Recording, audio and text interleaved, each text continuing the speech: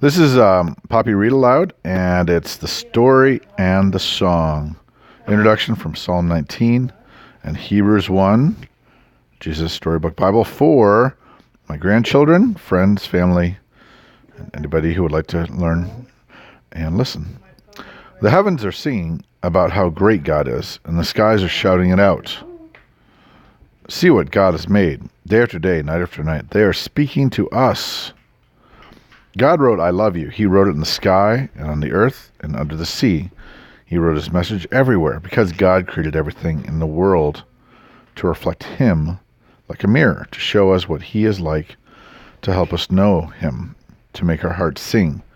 The way a puppy chases its tail, the way red poppies grow wild, the way a dolphin swims. And God put it into words too and wrote it in a book called the Bible.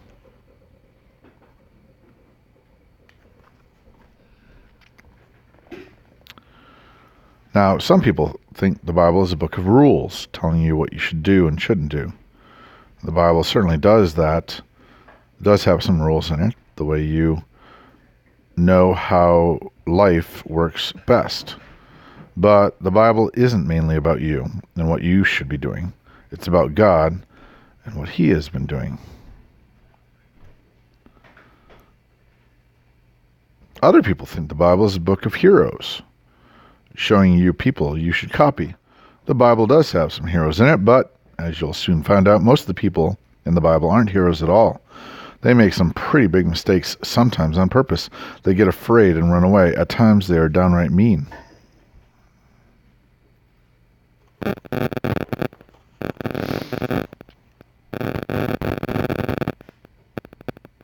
No, the Bible isn't a book of rules or a book of heroes. The Bible is most of all a story. It's an adventure story about a young hero who comes from a far country to win back his lost treasure. It's a love story about a brave prince who leaves his palace, his throne, everything to rescue the one he loves. It's like the most wonderful of fairy tales that has come true in real life. You see, the best thing about this story is it's true. There are lots of stories in the Bible, but all the stories are telling one big story, the story of how God loves his children and comes to rescue them. It takes the whole Bible to tell the story, and at the center of the story, there's a baby. Every story in the Bible whispers his name. He is like the missing piece in a puzzle, the piece that makes all the other puzzle pieces fit together, and suddenly you can see a beautiful picture. And this is no ordinary baby. This is the child upon whom everything would depend. This is the child who would one day, but wait. Our story starts where all good stories start, right at the beginning.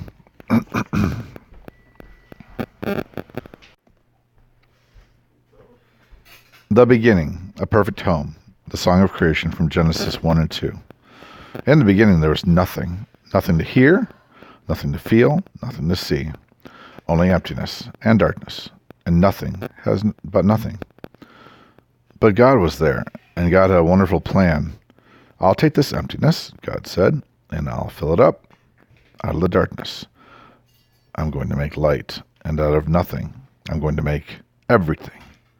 Like a mommy bird fluttering her wings over her eggs to help her babies hatch, God hovered over the deep, silent darkness. He was making life happen. God spoke, that's all. And whatever he said, it happened.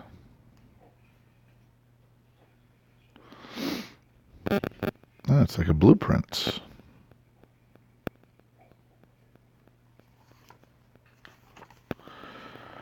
God said, hello, light, and light shone in the darkness.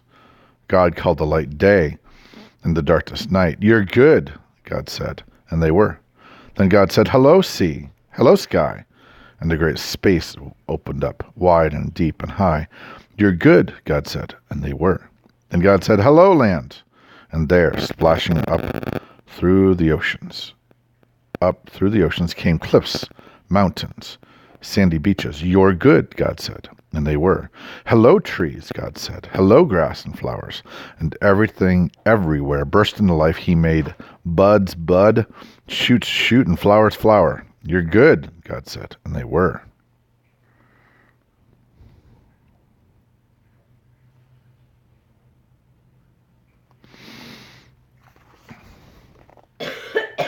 God said, "Hello, stars.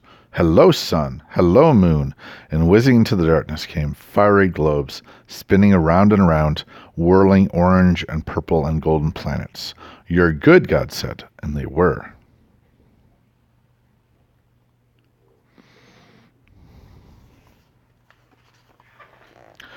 "Hello, birds," God said, and with a flutter and a flapping and chirping and singing, birds filled the skies. "Hello, fish," God said, and with a darting and dashing and wiggling and splashing, fish filled the seas. "You're good," God said, and they were. Then God said, "Hello, animals," and everyone came out to play. The earth was filled with noisy noises, growling and gobbling and snapping and snorting and happy fluffling. "You're good," said, and God said, and they were. Alligators and fish and turtles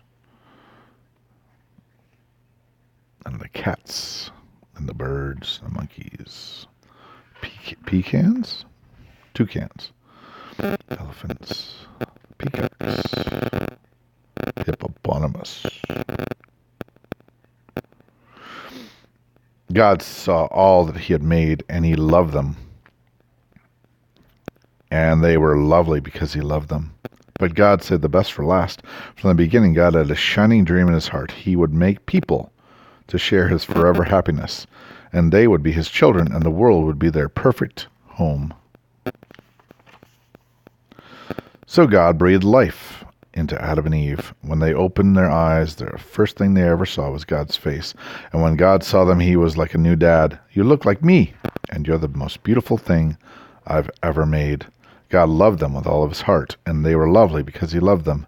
And Adam and Eve joined in the song of the stars and the streams and the wind and the trees and the wonderful song of love to the one who made them. Their hearts were filled with happiness, and nothing ever made them sad or lonely or sick or afraid.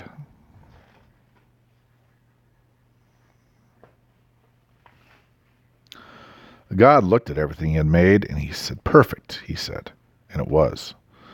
But all the stars and mountains and the oceans and galaxies and everything were nothing compared to how much God loved his children. He would move heaven and earth to be near them always.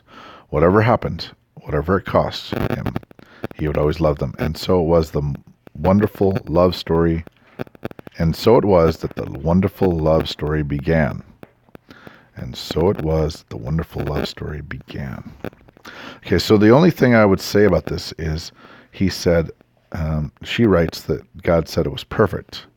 And I would say that that's very not true, that the commands given my grandchildren and friends to Adam and Eve, and the setting was not perfect. It was good, but it was going somewhere. And the command said, "Be fruitful and multiply, fill the earth and subdue it." And that was going to lead to perfection. And that's what, of course, the second Adam did. And I will pause there.